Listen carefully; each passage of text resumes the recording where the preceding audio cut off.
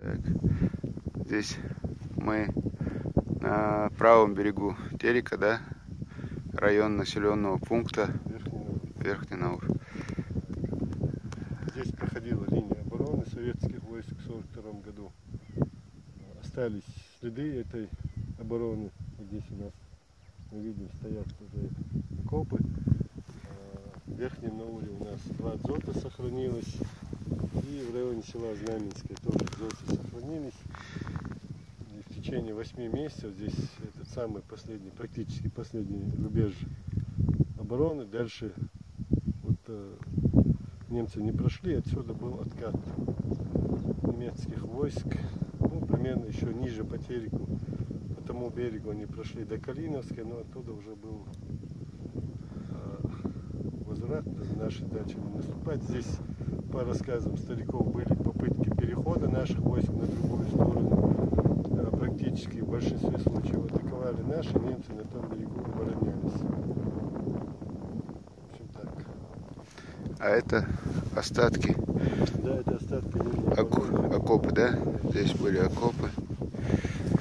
Вот такая линия обороны здесь была. Это вот мы видим общая траншея, такая общий окоп. И, наверное, каждый боец себе делал отдельную позицию из этих мест.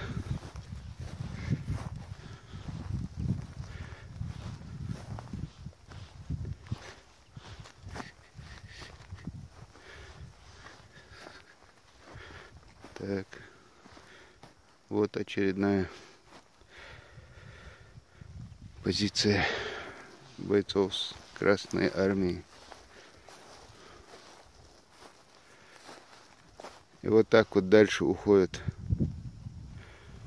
эти позиции. Так. Вот они.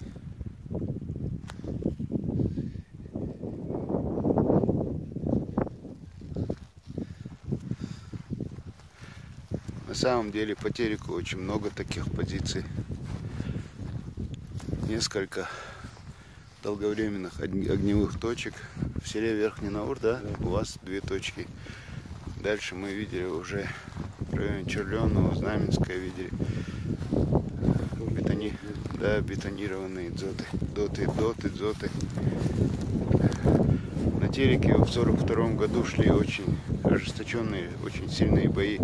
Историки говорят, что на левом берегу Терека стояли многочисленные немецкие войска, среди которых была дивизия СС «Викинг». До сих пор поисковики, которые здесь иногда занимаются раскопками, они находят знаки отличия не просто немецких солдат, но и знаки отличия бойцов войск СС.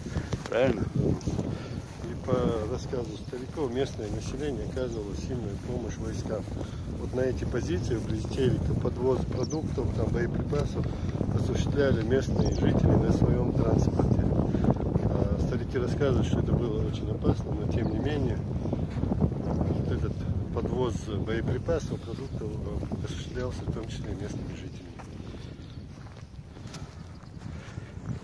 Да, вот историю надо помнить. Ассаламу алейкум,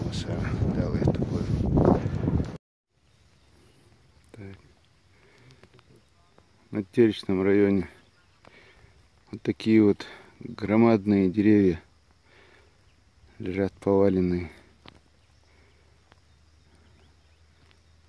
Настолько большие, вместе с корнями вырваны, что даже немного страшно.